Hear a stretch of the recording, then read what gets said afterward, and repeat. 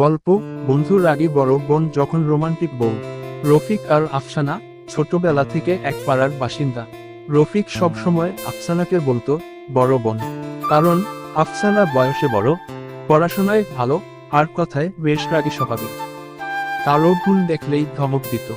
রফিকেরও তার কাছে বারবার ধমক খাওয়া ছিল স্বাভাবিক ব্যাপার। স্কুল, কলেজ, এমনকি বিশ্ববিদ্যালয়, প্রতিটি ধাপে তাদের বন্ধুত্ব বজায় ছিল। যদিও রফিক মাঝে মাঝে ভাবত, আফসানা যদি এত রাগী না হতো তবে কত ভালো হতো। কিন্তু সেই রাগের আড়ালে লুকানোর যত্নটা রফিক ভালো করেই জানত। একদিন রফিকের মা অসুস্থ হয়ে পড়লেন। হাসপাতালের দৌড়াদৌড়ি, ঔষধপত্র, সবকিছুর দায়িত্ব আফসানাই নিল। রফিক দেখল, এই মেয়েটাই তার জন্য ঘন্টার পর ঘন্টা জেগে থাকে, ঠিকমতো খাওয়া দাওয়া করে না, অথচ তার জন্য চিন্তায় অস্থির হয়ে থাকে। তখন রফিকের মনে অদ্ভুত এক টান জন্ম নিতে লাগলো, যা বন্ধুত্বের চেয়ে গভীর। কয়েক মাস পরে রফিকের বাড়িতে বিয়ে আলোচনা শুরু হলো। রফিক স্পষ্ট জানিয়ে দিল, সে নিজের পছন্দের মানুষকেই বিয়ে করবে।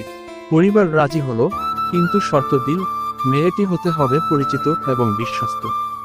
রফিক তখন এক নিঃশ্বাসে বলল, আমি আফসানাকেই বিয়ে করব। এ খবর শুনে আফসানা প্রথমে চমকে গেল। তুমি পাগল নাকি? আমি তো তোমার বড় বোনের মতো। রফিক মুচকি হেসে উত্তর দিল, হ্যাঁ, তুমি আমার রাগী বড় বোন ছিলে, এখন তুমি আমার বউ হবে। আফসানা ভীষণ রেগে গিয়ে বলল, তুমি কি জানো, বউ হলে রাগ দ্বিগুণ হবে। রফিক হেসে উত্তর দিল, রাগ সহ্য করব, কিন্তু তোমাকে ছাড়া একদিনও চলবে না। কিছুদিন পর পরিবার দুইজনের সম্পর্ক মেনে নিল। বিয়ের দিন আফসানা লাল শাড়িতে সেজে যখন বাসর ঘরে এল, রফিক মজা করে বলল, আজ থেকে তোমার ধমক খাওয়া আমার পূর্ণকালীন চাকরি। আফসানা লজ্জায় হেসে মাথা নিচু করল।